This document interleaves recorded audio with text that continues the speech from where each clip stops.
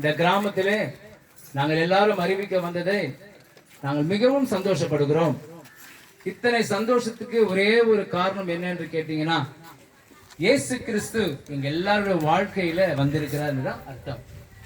இந்த மகிழ்ச்சியை தெரிவிப்பதற்காகத்தான் நடனமாடி அநேக வார்த்தைகளை சொல்லி இந்த இடத்துல நாங்க வந்திருக்கிறோம். இந்த உலகத்தில 2000 ஆண்டுகளுக்கு முன்பதாக ஒரு இரட்சகர் கெட்டு போனதை சுத்தமாக்குவதற்காக அல்லது கெட்டு போனவர்களை நல்லவர்களாக மாற்றுவதற்காக 2000 ஆண்டுகளுக்கு முன்பதாக எம்பெருமானாகிய இயேசு கிறிஸ்து இந்த உலகத்தில் அவதரித்தார் என்று அநேகருக்கு தெரியும். அவர்தான் இயேசு கிறிஸ்து. எந்த ஜனத்தையும் பரிசுத்த பைபிளில் ஒரு அருமையான ஒரு வசனம் இருக்குதுங்க. அந்த வசனம் என்னன்னு கேட்டீங்கன்னா, என்னிடத்தில் வருகிறவனை நான் புறமே தள்ளுவதில்லை. இது வசனம் எல்லாருக்கும் பொருந்த பாருங்க. யாரா இருந்தாலும் என்கிட்ட வரவனு சொல்ல மாட்டேன். எப்பேற்பட்ட ஆளா கூட இருக்கட்டங்க. இந்த நாள்ல கூட ஒருவேளை உங்களுடைய வாழ்க்கை மோசமான நிலைமையில் கூட இருக்கலாம். சென்னையிலே ஒரு அருமையான ஒரு கணவன் மனைவிக்கு ஒரு அழகான ஒரு ஆண் குழந்தை பிறந்தது. அவர்கள் திருமணமாகி 15 வருடத்துக்கு அப்புறமா அந்த ஆண் குழந்தை பிறந்து 2.5 வயதாகும் பொழுது அந்த ஆண் குழந்தை இறந்து போகிறது. அந்த தகப்பன் மிகவும் கண்ணீர் வடிக்கிறார். ஐயோ, 15 வருடம் கழித்து ஒரு ஆண் குழந்தை பிறந்து இறந்து போயிடுச்சுன்னு சொல்லிட்டு மன கவலை. அதனால என்ன செஞ்சாருன்னா, உலகத்துல இருக்க அநேக மக்கள் கவலைன்னு சொன்னா தண்ணீர்ல போய் இறங்கிறாங்க, பாட்டில் இறங்கி போதையில இறங்குறாங்க. அதேதான் அந்த கணவரும் செய்தார். பிள்ளை இறந்ததை நினைத்து குடித்து குடித்து அந்த குடியினால வருகிற வேதனை, குடிக்கும் பொழுது பாவம் ஒரு மனிதனை பின்தொடருது பாருங்க. அந்த பாவம் விட மாட்டேது.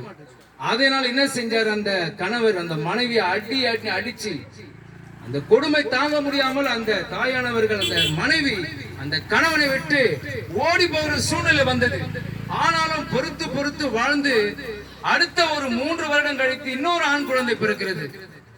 இந்த ஆண் குழந்தை நமக்கு தங்கன்னு சொல்லிட்டு அந்த ஆண் குழந்தைய வளர்க்கிறாங்க.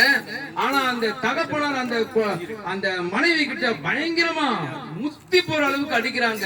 அந்த மனைவியை புரிந்து கொள்வதற்கு கூட அந்த கணவருக்கு எண்ணமில்லை, தாங்க முடியவில்லை. அந்த மனைவிக்கு அந்த கணவனை விட்டு அந்த மனைவி ஓடி போயிடுறாங்க. அந்த குடிகார தகப்பனோடு அந்த சிறு குழந்தை 2.5 வயதுல இருந்து 18 வயது வரையிலும் வளர்கிறது. ஒன்றுமே தெரியல. தாயின் அன்பு அந்த குழந்தைக்கு தெரியல. 4.5 வயதுல அந்த குழந்தையை விட்டுட்டு போன அந்த தாயினுடைய அன்பு அந்த குழந்தைக்கு தெரியல. 18 வயது ஆகும் பொழுது அந்த தகப்பனும் அந்த குழந்தையை விட்டு மரித்து போகிறார். தனிமையா தள்ளப்பட்டது அந்த ஆண் குழந்தை. 18 வயது ஆயிடுது. யாரும் உறவினர்கள் ஒருவரும் இல்லை அந்த குழந்தைக்கு. அங்கே இருந்த ஒரு பாட்டியம்மா, அந்த பாட்டியம்மா தான் அந்த ஆண் அந்த பையனுக்கு வந்து துணையா இருந்து வளர்த்தாங்க. சென்னையில நடந்த கதைங்க இது. அவங்க வளர்த்து அருமையா ஒரு கல்யாணத்தை பண்ணி வச்சாங்க.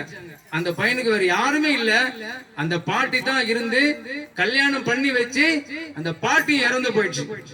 அந்த பையனுக்கு இப்ப ஒரே ஒரு சோர்ஸ் என்ன கேட்டீங்கன்னா, கட்டிட்டு வந்த மனைவி மாத்திரம் தான். தாய் இல்ல, தகப்பன் இல்ல, வேறு வழியே இல்ல, உறவினர்கள் இல்ல. கண்ணீரின் பாதையில இருக்கும் பொழுது ஒரு அழகான மனைவி வந்ததுங்க. இந்த கணவனை தேற்றுவதற்காக, அந்த கணவனை கண்ணீரை துடைப்பதற்காக, எல்லாவற்றிலும் அந்த கணவனுக்கு துணையா இருப்பதற்காக அந்த அருமையான மனைவி வந்ததுங்க. ஆனா அந்த மனைவியை கூட அவங்க அப்பா வாழ்க்கையில, அந்த பையனுடைய வாழ்க்கையில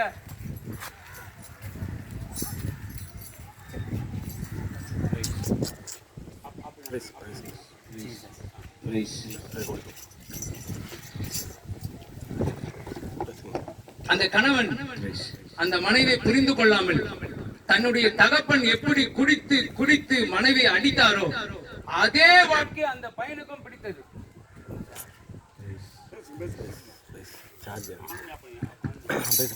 அதே வாழ்க்கை அந்த பையனுக்கும் பிடித்தது. அவனை விடுதலை செய்வதற்கு யாருமே இல்லை. இந்த இயேசு நல்லவர் சொல்லி அவனுக்கு தனிமையா சொல்வதற்கு யாரும் இல்லை. தன்னுடைய வாழ்க்கை மாத்திரம்தான் பெரியது என்று நினைத்து மனைவியை அடிக்க ஆரம்பித்தார். ஒன்றும் இல்லை, ஒரு எங்கே வயருங்க காரில் இருக்குது, டக்குன்னு யார் வீட்டில் போட்டு டக்குன்னு போடு டக்குன்னு போடு, யாருக்கிட்ட ஜங்ஷன் பாக்ஸ் கேளுங்க. பேசுங்க பேசுங்க பேசுங்க பேசுங்க.